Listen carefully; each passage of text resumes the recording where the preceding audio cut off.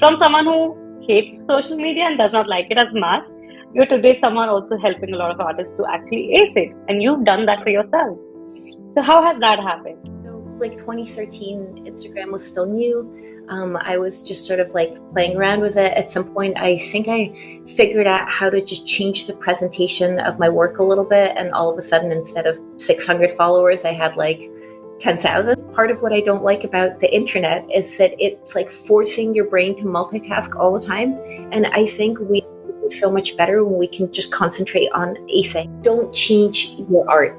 Like, don't ever change your art, what you want to make, what you want to sculpt, what you want to photograph based on what works for social media. I think if you just show up, and if you show up consistently, like, you know, every day, whenever you can, you will wind up with inspiration, whereas just inspiration does nothing.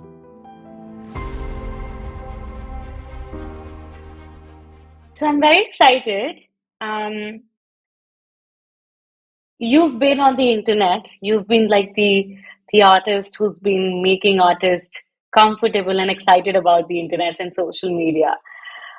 I have a question to begin with.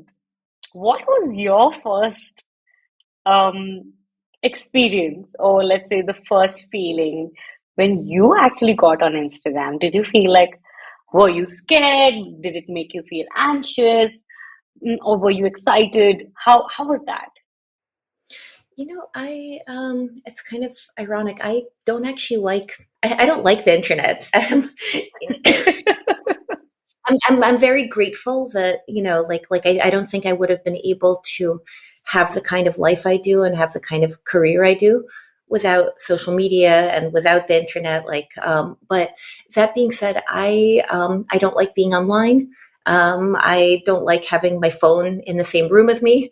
So yeah, I think I got on Instagram because, well, my 12-year-old students told me about it. And I was working like 8 different part-time jobs, one of which was with What these year was 12 year. this? This must have been 2013. Okay. So I was working as a studio assistant. I think I was doing some jewelry design. I was teaching adults, which you know I really like. But I was also teaching kids, which I'm not particularly good at, and I found extremely like stressful. And so these 12-year-olds who I had no, you know, I mean, they're incredibly sweet, bright kids, but I couldn't get them interested in what I was supposed to be getting them interested in, which is still life painting. I had no control over them. Like 10 minutes into the class, like they were all just doing whatever they wanted, kind of bouncing off the walls. And honestly, like I couldn't wait for like that class to be over. Like I was just so exhausted. Like I'd teach adults all day and I would be totally fine. And I'd have 3 hours of these kids and I'd be completely like wiped out. But I remember they told me about Instagram and they were like, I'd follow you on Instagram. And I asked what Instagram was. And they were like, well, it's just like Facebook, but without all the stupid words. And I was like, oh God, you know, Facebook doesn't have that many words. And I don't even like,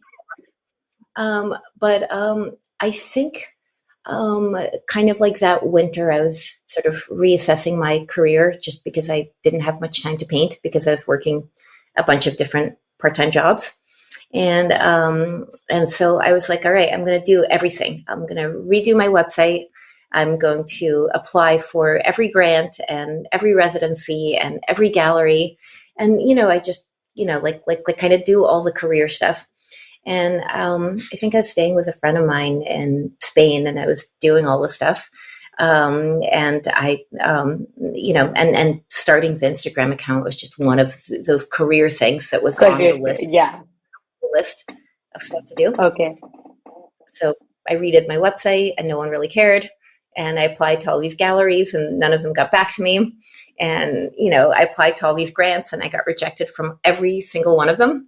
But meanwhile, I was sort of fiddling around with this Instagram thing, and somehow that it was the lowest stake of all of these career things. Like it's like, well, you just put up a painting, and then the next day you put up another painting, and somehow that was being the only thing I did during that, you know, career, my career winter that actually ended up working. Did you think that at that point were you even venturing or even intended that okay, this could become a career, or you were just having fun?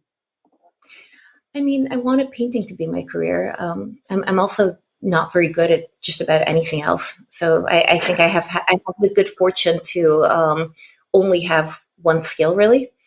Yeah, So I wanted painting to be a career, and no, Instagram was just one of these things that I was trying because I was trying everything. I had no idea that eventually it would kind of transform my career.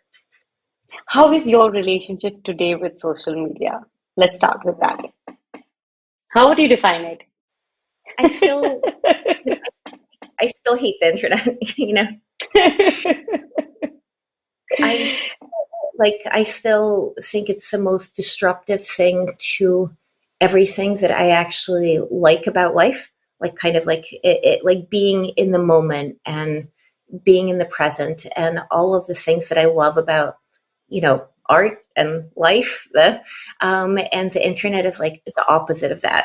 And Yeah. social media is the worst part of the internet. But I'm also incredibly grateful to it. And I do. It seems like my other skill. Yeah, I paint, and it seems like my other skill is reverse engineering social media algorithms, and so that is goodness. something I sometimes do just kind of like for fun. Like when TikTok came along, I was like, I think I was just so curious about how it worked. How this works. Yes, that I spent like a week fiddling around with it, trying to figure out what makes the algorithm tick. But but how did you even land up on this? Because it's crazy. Like, you don't sit one day and like you're like, now I'm going to figure out how this is working, or like, especially when you have like a love-hate relationship like this. There's one thing that you get so obsessed with something that you love it so much that you spend your days in like, figuring it out.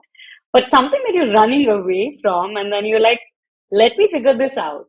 How did that happen? Like, from someone who hates social media and does not like it as much, you're today someone also helping a lot of artists to actually ace it, and you've done that for yourself. So how has that happened? With Instagram, it was just, I can't remember who said this about like how did this happen, but it's like slowly and then all at once, right? But so like 2013, Instagram was still new.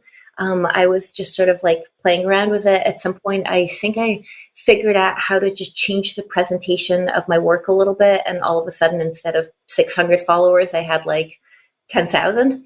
And then all of a sudden, all these kind of doors started opening to me. Like I started getting invitations to be in magazines, like actual print magazines, and be in shows. And so all of a sudden, I was like, oh my god, this is much more control than I've ever had over my own career. And it was all, I wasn't. I think I wasn't as young as most people who were using it. Like I must have been around, right? Like I must have been around 30. And so I think everyone else was like a teenager excited about this. And I was like a person with, like with a career in which I had tried a lot of things that failed. And so kind of like by that point, I was having a very hard time in the gallery world. And, just due to the nature of, well, due to my own personality, probably. But also, I'm a miniature painter, and I'm not that good at networking. It's a miniature painting. It doesn't sell for that much money. Galleries aren't particularly attracted to it because, even if the whole show sells, like they're still not making that much.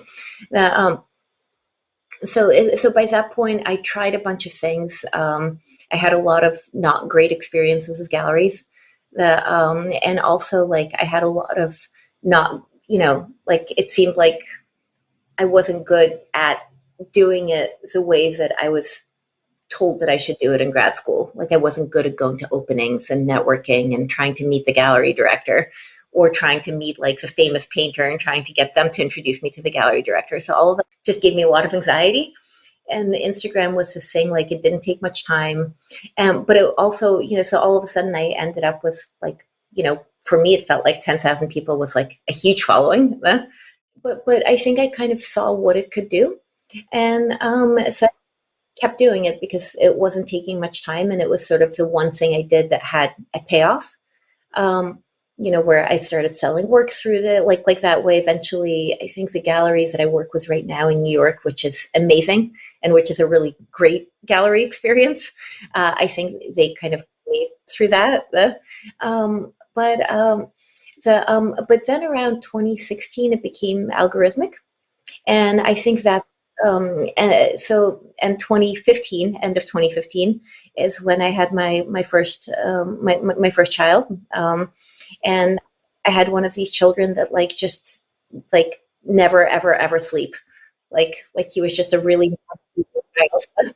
Like that wasn't one of his skills. Babies are interesting, but like being up all night, yeah, I think I was actually going kind of insane from just being up every hour, and so I couldn't, like, I'm a huge reader, but I couldn't read anymore. Like I couldn't follow a storyline at all. So I ended up like, and I was up all night, every single night. I think I just ended up spending a lot of time doing like the things that took the least mental energy, which is messing around with Instagram, and like because that was something that my brain could still do, because I think it, didn't require that large of a percent. Like if you ask me or if you ask a lot of other people, like, it's exhausting figuring out how this algorithm works, or like it's exhausting, and we're not good at it. But you were. But back, I think nobody was trying to figure out how it worked. People just Yeah. became upset that it was algorithmic. And all of a sudden, like for me, I think for it, just like, after months or maybe like about a year of complete, exhaustion and being up all night and spending way too much time on, like on Instagram, being like, what does a hashtag do? What is, Yeah. what is an algorithm anyway? All of a sudden, it's like the pieces kind of like, it's like a puzzle where all the pieces kind of made sense. And I was like, oh, this is what it wants right now. And then from then on, like every time it changed, like it would take me a few days, but but I was like, oh, they changed it. Here's what changed. Like here's what I need to do right now to kind of make it come together. So it seems like it's a skills that I didn't know I had. And eventually, wait, like the second my boy started sleeping, I stopped spending all night on Instagram. Is that like that? I don't recommend that. But then we need to be grateful to your son, because he made a lot of this happen. Because had he been sleeping, you would have not spent these hours, and none of this would have happened. So he's actually the actual person behind all of this happening. It's either him or maybe, you should probably wipe this part out, but it's maybe my ex-husband who didn't believe in sleep training babies, but also didn't believe that men should have anything to do with being up in the middle of the night, Yeah, like absolutely. being awake with it. So he, being awake with babies either. So I think, I think if he had different opinions about this, maybe I would have gotten some sleep and none of this would No. have ever happened. So really, it's Yes, all due to him. absolutely. Because I think this is something that, of course, I come from India. India is extremely patriarchal country. A lot of the roles and responsibilities, um, even if you're not a mother, even if you're not married, just being a girl in the house, a woman of the house, a lot of that actually falls upon you. And like how women and their careers, specifically if you're someone who works from home, if you're an artist, that legibility, how we as a society feel things are eligible and legible and how they work. And um, I think these are roles and responsibilities that we do not even talk often about, like how being a mother and not having all of these experiences have so much impacted how you behave in your own career, finding little pockets of time, ease, and So I come from Belarus, and so and my parents were very modern, and but it's a patriarchal society, and so of course it's like of course the woman does everything. Was my father Yes. was an My father is an amazing father, right? He's smart, he's fun, he was great when I was a teenager.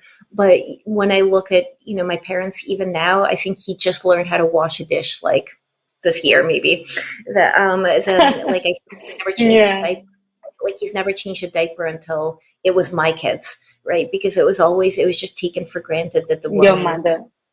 yeah, my mom did everything, and I think she was it. Like I have these memories. It's terrible. I have these memories of her, kind of like being irritated, like by me partially when I was a child, and my father being a lot of fun and very like intuitive and interactive. And I was like, oh right, he was really only there on weekends, like when he wanted to be, Yeah. and she did everything. She took care of us all the time, and she took care of him. And we lived with my grandmother, so my mom like took care Of of her. her. Yeah.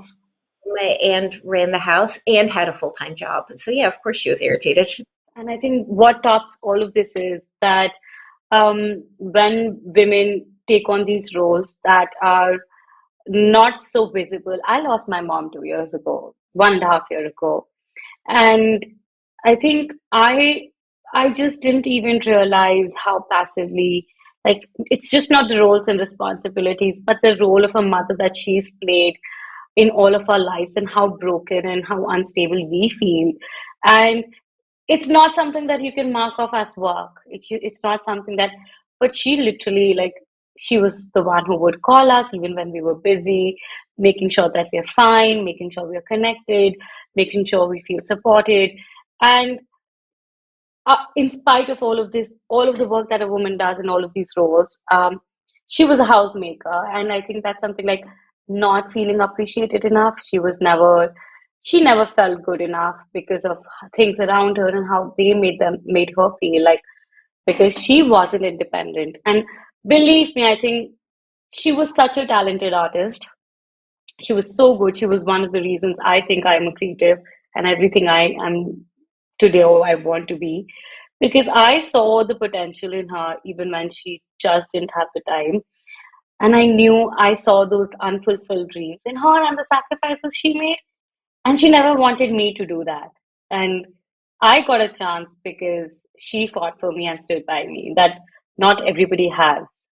I'm really sorry about your mom. Like I feel like but also like it doesn't like I've been in America for a long time now, and I ended up in a Russian marriage anyway, like married to someone from the world, and then divorced from someone from my part of the world. The but that being said, I look at my friends with like with different kinds of relationships, like either my American friends or even my Russian friends who are, who've grown up here, married someone, you know, like without these ideas of how relationships Yeah. work. And it shouldn't blow my mind this much. Yes, but Um, it does. but it does. Like I know my best It friend, does. she married an Indian guy, and they're both scientists. So she's Russian, he's Indian, and Wow. they right now they just had like another baby, and they're both kind of exhausted and maybe squabbling a little bit, and but they take turns, they take turns like at night, waking up and with both of the kids. And I was like, but look, no matter how much you squabble right now, look, he wakes up at night. That's amazing. And she's like, Yeah. I don't, and she's like, I don't take that as like he As doesn't deserve an credit for add-on. that. Yeah, he's Yeah. like that. He's like, I take it for granted because this is just him parenting. It's not him being an extra good parent. It's just him Yes. doing what a parent is supposed to do. And I'm so happy that she can think that way. Say But that. like somehow in my head, I'm like, oh God, if a man's willing to like Yeah. give the bottle or change a diaper, like it still feels like Yeah. a marriage. But I see people in much more equal relationships, and these gender roles, like it's something I grew up with, you grew up with, but I'm hoping that the next generation of us, like, Migration bond. yeah, like I I hope my agree. I agree. boy children, like I hope they don't think it's all a Yeah, woman's job. same. And I think something that I feel very, very, very strongly about is like, apart from the roles, and it's it's also not the doing, but also a lot of things that women give away, give away their life, their identities.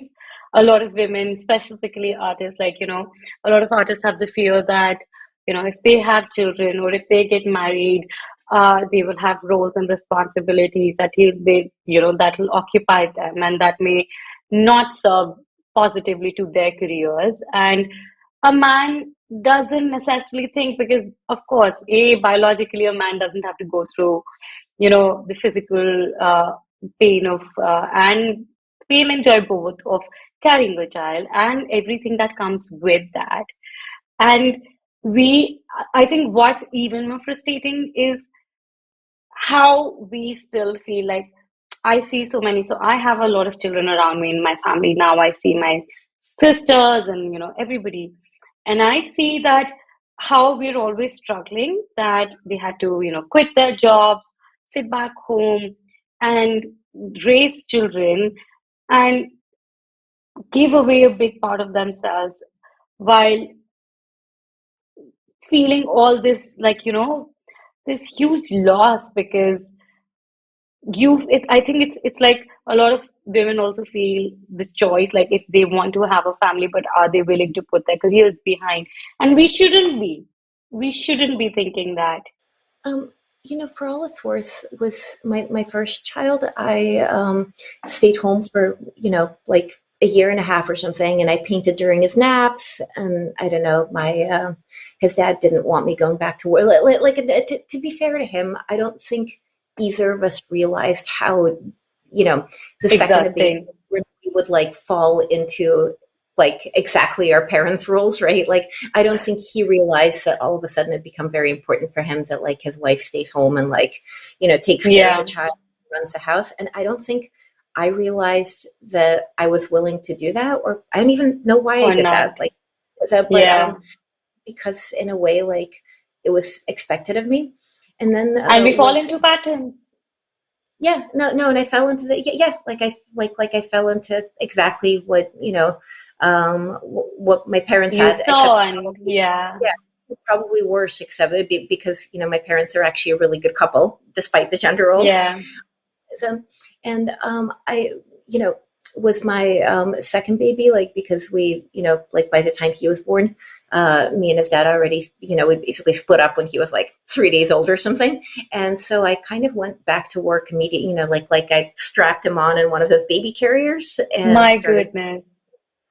started going to, like, within 2 weeks, I was like, I had my first interview and I showed Oh, up with the baby, wow. like attached to me. And what And I was got that job? it was a social media gig actually. So that's when I started taking it was because, like all of a sudden I was, had a newborn and a 3-year old and, didn't have my, like a partner anymore. Fun. So I was like, all right, Yeah. the amount of money that I make right now with painting, not very much. What's the amount of money I need to make to not worry about it? And so, and there was a gap that was like, I don't know, it's a really big gap between those two numbers. Yeah. So I need work. What can I do other than painting? Well, I'm good at reverse engineering social media algorithms. So, Okay, and by when was this time? so this was 2018. So, Okay. so I took on a few jobs, basically running By the time you galleries. were still, you figured this out of like social media and like figuring uh marketing and all of it. Um, a kind of, it's weird. I don't think I never took a marketing class. So it was just Yeah. kind of like intuition. It was just watching the algorithm I change. think marketing is a great creative process. Yeah, yeah, no, I agree. I wish I knew a little bit more about it when, Yeah. because I ended up kind of going into something adjacent to that. But it was a gallery that the first job, it was a gallery that I really liked. I kind of knew that they had a very small Instagram account. They saw the value in having a big one. And with the kind of artists they represented, I was like, I know how to make this grow. This is not even like, this is not even a problem. That, Yeah. then I, kind of found another one like that, and then another one, and then an art school, and then an art publication, and all of a sudden I was probably running way too many of these, but all of a sudden it was like, and because I was doing all this, I had more data. I just had more Yeah. data because instead of running one account, I was running like 10. Several. Um, Yeah. so things change, or when Instagram did like beta testing, I was probably the first one to pick up on that, just because I had a lot of data that Yes, and I had that I could compare to other things. compared Um, to. and I think that's when video first became a thing, and so I think I basically figured out what was necessary with all of that stuff before it really blew up. So. Oh wow. Tell me something. How has your experience specifically, you're a miniature artist, and that's something you've been promoting and you really advocate is maintaining a sketchbook. And I somehow am able to figure out the dots. So I'm just going to ask and see what you have to say about it.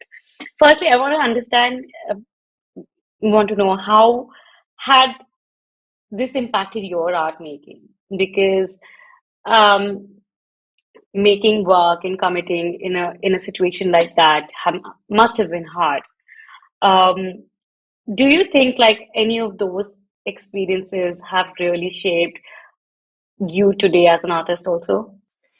Um, I mean, so it's funny, as an artist, I feel like I just stayed the same. Like I've always, like when I was Really? 18. Yeah, when I was 18, I loved painting miniatures. Wasn't very good at it, but I loved it. And I loved keeping sketchbooks. And now I'm Even then, 41. Yep. yeah. And now I'm 41. I still love You sketchbooks, and lo- I you still love still look 16 though. is that God, thank you so much. Well, when I was 18, I think I looked 12. So maybe, Oh my God. and I You used you have to be grateful to your parents for these days. that I think I always had like fake IDs trying to prove that I was like older than I said I was. So you were basically doing the opposite of what other people do. Like they would underage themselves, but you were overaging Um, yourself.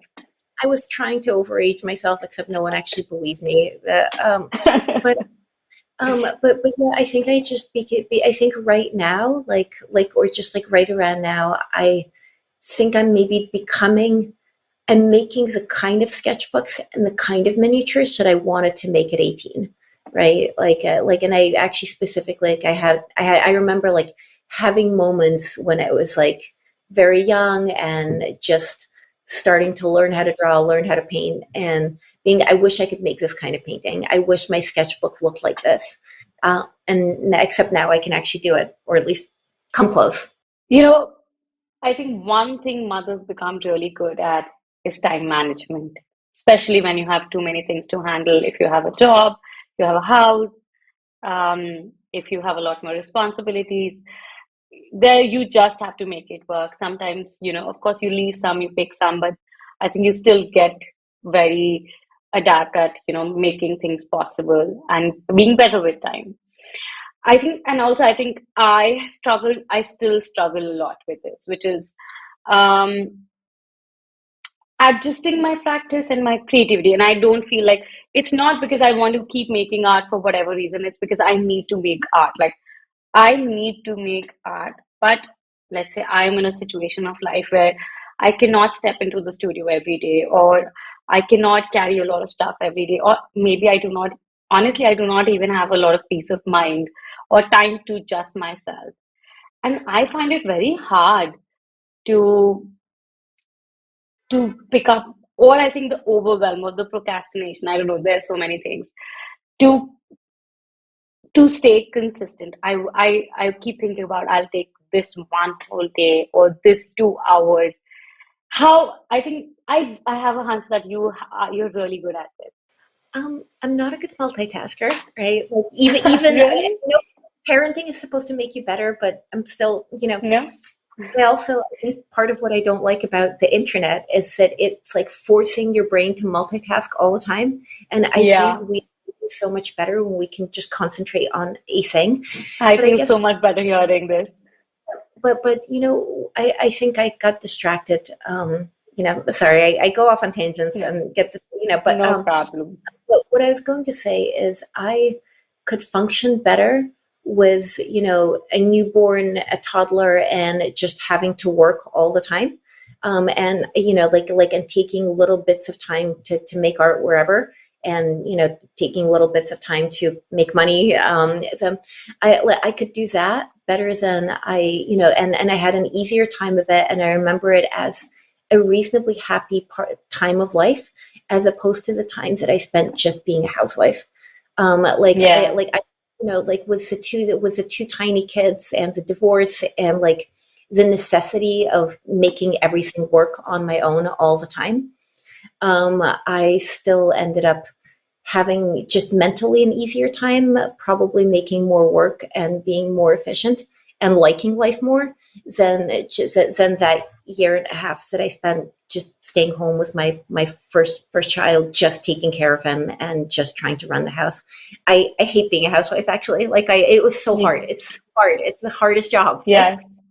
It takes a lot of sacrifice also, I think. Yes, and nobody ever says thank you. It's the most underappreciated thing. Where Yes.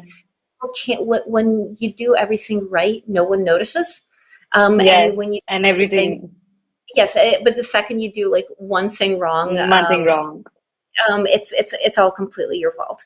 And to be Yeah. really fair to my ex-husband, he actually ended up, like, once we split up, he ended up learning how to do Up a lot of the things that he, like, never. wouldn't do otherwise. Yeah. Like, he was like, oh, I'm just not the kind of person that can do all of this routine stuff and like the Yeah. same thing every day and waking up 5 times a night. But it turns out that he could do that kind of thing when there was, and he is that kind of person. When when he he didn't end up with like a partner that did it all for him. So right now, when he has the kids, he cooks and cleans and takes care of them, and I think he actually does a very a very good job. And and I think we're both probably like much happier Yeah. without each other. And which is okay. I think I think it's there's so many things that come into play, specifically when you become partners and then you become parents. It's the timing. And also I think uh, of course, like I am a very like I'm a slow person. I'm a very focused. Like I like to do multiple things, but I will focus on one thing that I'm doing at that moment. I can't rush things. But I know I'm in a phase of life right now where no matter how hard I crave stability, I will have to keep patience for that to arrive, and I will have to be uncomfortable to get through this, and I will have to do things that make me feel unstable. And I know that this is the only way to move forward, and maybe I will find my way when I have. And it's it's like I think it's like sometimes gender roles get so defined that people do not think that way, and they feel just like, okay, this is not my job, and I don't know, or I'm just not this. Instead of like, you know what, I know I'm not this kind of a person, but I can get through this because it's the need of the time or something. The only thing, I mean, I kind of grab little bits of time when I have them, and right now things are better. Right now my kids are 4 and 7, and there's school and daycare. The world is open, right? Yeah. That. But I think what really formed me, not as an artist, but maybe as a person, was me and their dad split up a few months before lockdown. So I moved, I moved from New York, which is where I'd been for most of my professional life, to Boston, Okay. which is where my parents are. And then it took a little Okay. bit of time to just, find our own apartment, take care of like school, daycare, whatever it was they needed. Right. And then the second it felt like find enough work for myself to be able to, just like pay the bills Support. and Yeah. that took a little bit of time, but it was, also kind of exciting, and it was a new beginning. And just when I thought things were like settled, You were that was about getting on track. that was March 2020. We had our own place to live. Both the kids were, were settled in daycare. I had like a car and was settling into this kind of new life. And that was the beginning of March 2020. And obviously 2 weeks later, everything was, everything was completely shut down. And then I spent the next 6 months trying to do all of these new gigs. Like I took on a lot of freelance work, Social. and I Yeah. was very excited about it. And then I had to do it all, except the kids were also home all the time. Yeah. the whole world was shut down. Everyone was panicking. I think I spent way too much time looking at COVID statistics and being worried that, worried that Yeah. we would all die. Me and my parents we were kind of rotating, helping take care of my grandma, who was at that point, I think 95. So, Oh my she God. needed a lot of help. So we kind of locked Okay. in around like just immediate family, and someone, we'd take turns with like the kids. Someone had to be with her. And, it was, I think that basically it formed me. Like I think it for like when you hammer, like when you make a knife or something, you have to like put it on Yeah. temperature and Yes, hammer out. understand. Yes, yes. So that was it tempered me. I think I spent all this time in a very high temperature, getting hammered Yeah. at. And I kind of learned to grab bits of time to make art whenever I could. Like I'd wake up at 3:30 in the morning for, like every single day, and the kids would Today wake up. also. Oh And no, wow. now I sleep till now I like sleep, get the kids up to go to school. No, it was just because it was the only time I had to Yeah. myself to make art. And so I'd be up at Yeah. 3. I'd like exercise a little bit in the living room. And then if I was lucky, I'd have between 4 and 6, maybe even 6:30 to paint. But that was the only time. And sometimes at that point, my younger boy was still, he was still a baby. So sometimes, babies wake up at like 5 or 5:30. And so I think I Yes. had, but really it was like half an hour, and I hear his little voice going like, "Mama," so he's up, the day's beginning. But Yeah. not to expect too much from any given day, as long as, and sometimes I would get my 2.5 hours of painting in the morning, and sometimes it'd be 15 minutes. And that's okay. Like I got something, Yeah. like, like the sketchbook looks a little bit different. I don't know, bird painting has like another Yeah. layer, and it's 15 minutes, but it's better than nothing. And then Yes. you have to do with your day. By the way, I don't recommend waking up at 3:30 in the morning. Like this. Yeah, we do what we have to do sometimes and just to get through that. And yeah, I think these are all experiences, like you said, like, it's like some difficult moments, even though, like, I mean, I wish not everybody has to have that, real hard times like these, but they also bring out some really, like, really things shapes you, brings out things out of you that you would really not imagine otherwise, and really also makes you measure like what your heart truly wants. Because if you're making that effort to go beyond this kind of, at this stretch, there is truly something that that matters to you, that's calling for you, and that you can ground yourself into. Yeah, no, I mean, and that was the other thing. Everything that I didn't really need just kind of fell away like that. Yeah. Yeah, because you didn't never had the time. You only had so much, and you had to pick your priorities. So the upside of that is that here, I don't want to jinx it. I don't want to say something and like bring bad luck. Yes. But the upside of all that, after those 6 months, everything else started feel like everything that followed. I was like, well, at least it's not as hard as, being locked inside like a pretty small apartment and having to work full time with the kids there full time. So now whenever I have a deadline, or whenever something is stressing me out, I'm like, it's still not as hard as that was. Uh, So it's fine. I think you also uncover your true potential. If you can do that, there's so much more that you could do. I'm like, I did that. This I'm going to manage. But in like I'm just saying that, but in retrospect, I realized that for my ability to say that and to remember that time as not a bad time, so many things must have happened that actually make me incredibly like lucky, and kind of like it's a privilege that I had that time to, Yes. basically just sort out like work, childcare, and grandmother, like kind of like taking care of my grandma, because people could have, people were dying, people were, Yes. I could have been in a really abusive relationship, living with Mm. that person, during Yeah. COVID. Like we could have you know, like my whole family, I mean, we ended up getting COVID anyway, but it could have happened earlier before the vaccines. We Yeah. could have countries. It's not, like I was in a first world Yeah, country. absolutely.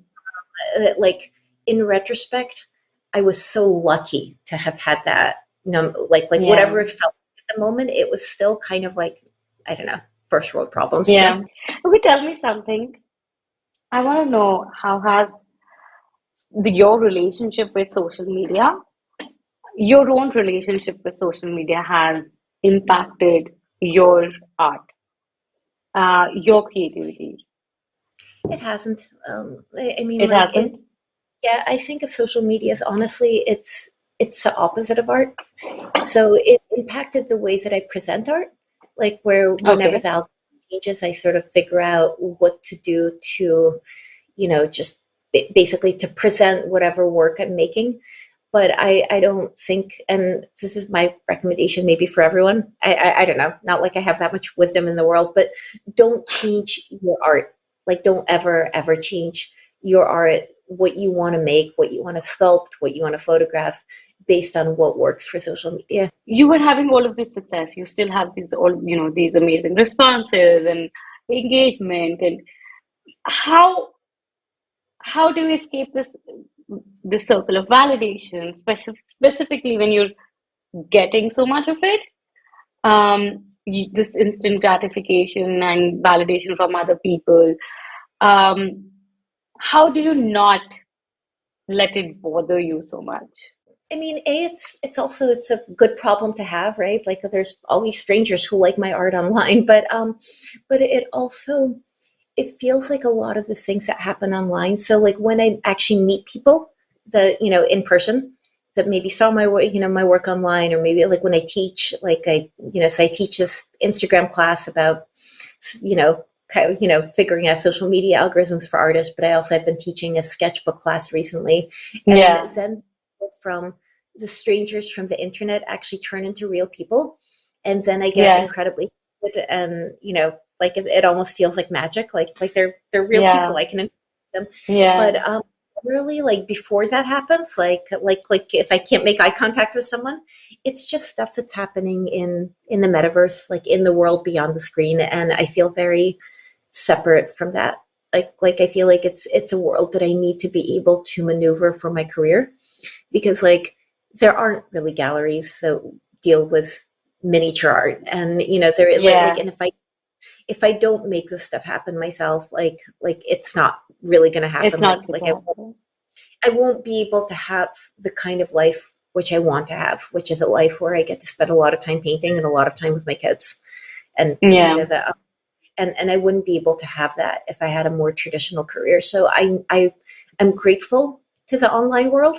Like yes, I need to be able to make my way, like maneuver my way in that universe. So just in order to be able to have the kind of real life I want. But other than that, I don't know, maybe because I run so many accounts, like I just am not reached, you know, by most things that yeah. happen on the internet. So you do not like when you post an artwork and let's say whatever your own standard of how good it works and or people's comments, it doesn't impact you so much. No, no, like sometimes like so I check back in, like I'm a dork. So I check the analytics and like eventually like the next day, and I try to figure out like, what worked, what didn't. Like I can actually tell if a post will really flop within 3 minutes. So sometimes I just take it, like I do check in 3 minutes later, and I'll know, you know, if it's going to get buried in the feed, there's no reason for it being up. So sometimes I'll take it down, but other than that, I check in 24 hours later. I respond to what I feel like needs a response. A lot of things don't need a response, Yeah. but also look at the analytics. I try to figure out what worked, what didn't, and why. And then I think there's like a small, very dorky part of my brain that like kind of thinks about that, like that's very separate from the part of my brain that has any art, and that's sort of like trying to figure out like it's what I feel like is, it's an AI, like the algorithm, right? It's an artificial intelligence, and I feel like whether or not a post did well or completely flopped, that's the AI trying to talk to me. And I think a very small part of my brain is like trying to Talks to listen. it. Yeah. Yeah, yeah. So every time you make a post on social media, you do anything on social media, right? That's you talking to the AI. It's learning from all of Yeah. Oh us. my God, I love this. Also trying to talk back. And so I think there's a part of my brain that's like, okay, well, what's it saying? Like I'm trying to listen. Yeah. Oh my goodness. You really got this like going on in your head, like nobody else. I'm realizing that I don't know if this is good or bad. By the way, like I But it's worked for realize you good. Who knows that? Like, it made it work for me. I'm grateful, but I've kind of realized when I talk about it that I can sometimes maybe sound a little bit like an alien, or like no, absolutely not. I think that's the I think that's the best part of being an artist, and I think speaking to other creative people is none of it feels weird. And I feel like just as you were saying this, and I was like, oh my goodness, like I can't wait to look at things like this now because you've shared this with us, on the podcast, and we've had this conversation, and it's going to be there parked with me, and like it's I love when other creative people because I think it only a creative can think like this, and it's such a different perspective when you see like you interpret and visualize things in different ways. um, I mean I also I think read a lot of sci-fi and fantasy when I was a kid, so feeling like I'm talking to an artificial intelligence isn't like beyond the scope of those books that I read as. Yeah, yeah, absolutely. But like it's also like how you make things interesting. It's like, oh, let me figure out why this post is not working. Or like, oh, what is not good. Instead of looking at it like, okay, the AI is trying to tell me something. Let me figure out what it is. Like, or maybe let me uncode what that is. Yeah, like so basically it's not like it's trying, the AI is not trying to hurt you. Like and I know Yeah, that it's that way sometimes where it just feels like you're yeah, sort of like, fighting against an algorithm, but it's not really it doesn't have to be a fight. It can be a conversation, right? Like the where it's your posts are going viral for a reason. And sometimes I don't know what that reason is, but I try to figure it out. And it's flopping for a yeah, reason. Sometimes I don't yeah, know what that is, but I'm trying to figure it out. So it's basically like it's not like it's working against you as an artist. It's not like, I mean, Instagram, Meta might be an evil company, but they're not trying to hurt us as artists when they change the algorithm. But yeah, they're not being really transparent about it either, right? So they say yeah. that there's transparency, but really you have to like read, like an Adam Mosseri, the CEO of Instagram, he'll say a bunch of stuff Uh, about how transparent they're being, but even yeah, with that, they're not really. You have to like read between the lines to see what he's saying, what's happening? to what Yeah. he's actually saying. Thank you so much. I can't believe we've been speaking for 1 hour almost. And I still have a little rapid fire for you. So are you ready? Of course. Okay, I love this part. Okay, so we have a little something new for the season three, and I'm very excited. So let's first begin with a this or that. Okay, are you ready? Okay. Creativity or perfectionism? Which is more important to you in your art practice? Um, I mean, perfectionism is a. I can't remember who said this. Right? Might have been either Dali or Andy Warhol. I'm butchering this, but he said, "Don't worry too much about creativity is important." But what he said was, "Don't worry too much about perfection. You'll never achieve it." And that's how I feel about Yeah. perfection. Don't worry about things being too perfect. They probably won't be. It's fine. Okay, early morning or late night? Which is your Early, preferred time or flow state of creating? early morning. I become, as I think, unfortunately, many parents. I'm completely brain dead by the time, I've like given my kids a bath, read them a story, made them brush their teeth, Yeah, etc. I'm not yeah. good for much. So early morning, my brain works. Okay, music or silence? What is your go-to when you need to create your best work? It depends. I tend to start off when my attention is like early in the morning, when I have a lot of, like when I'm fresh and my brain is working. I like silence, and that's when I make sort of like the bigger decisions, either in art or in business. And and then when my attention span starts to go a little bit, I turn on music, and then when it starts going even further, to like midday, I switch from music to like mostly audiobooks, occasionally podcasts.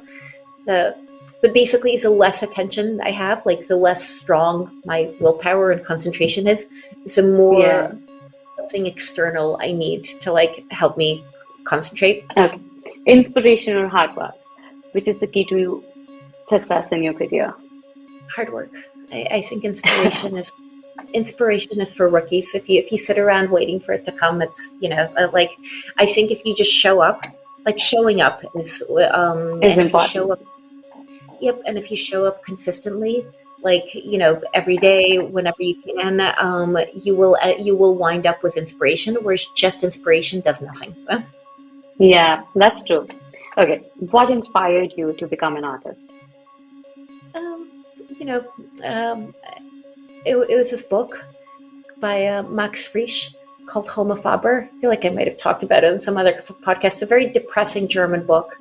But one of the side characters is this girl who, she's in art school, I say in Europe somewhere, and she's hitchhiking around Europe. And she's not even the main character, but she's hitchhiking around Europe drawing. And eventually, I believe she ends up having an affair with the main character, who is secretly her father. And then she dies. Oh my God. I Oh my God. for some reason, and this is a very gloomy book in general, for some reason, Yeah. reading this, I was like, oh, this sounds great. I want to be just like her. But I Yeah. think what appealed to me was that she was hitchhiking. So I wanted to hitchhike, but then she was also in art school, and I was like, well, to be a good hitchhiker, like maybe you need to be in art school too. So really, it was that. I think I wanted to hitchhike, read this book, and eventually got myself a sketchbook, or was given a sketchbook. But I think the art was all a byproduct of the fact that at 17 I wanted to become a professional hitchhiker, which is dangerous. But once it started, I took an art class at university, and like after literally the first day, I never wanted to go back. I adored it. That was all I like. It was like love at first sight. Okay. What was the best piece of advice you've been given by another artist? Um, I don't know, but I know I can tell you the worst piece of advice that I was given, which everyone Let's go with talks. that. This is what one of my teachers in graduate school. She said, "Dina, never have children, because if you do, Goodness. you will never have a career. Like you will, Yeah. they will basically ruin any chance of having a serious art career." And I have to say that was terrible advice. And many Yeah. years later, when when I was thinking about having children, I remember thinking about this woman who told me that, and I was like, her career is okay. Like, she didn't have Yeah. kids. Her career's fine, but like honestly, if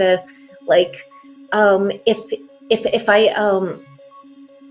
that was the worst piece of advice ever. My kids, they don't hold me back from anything. They don't hold me I back love from anything. that. They're a kick. They're a kick in the butt. And I don't know if she would have approved of the career I had or don't have or whatever, but it Who doesn't matter. cares? Like, Yes, it who doesn't matter. cares? Yeah. It's a, Okay.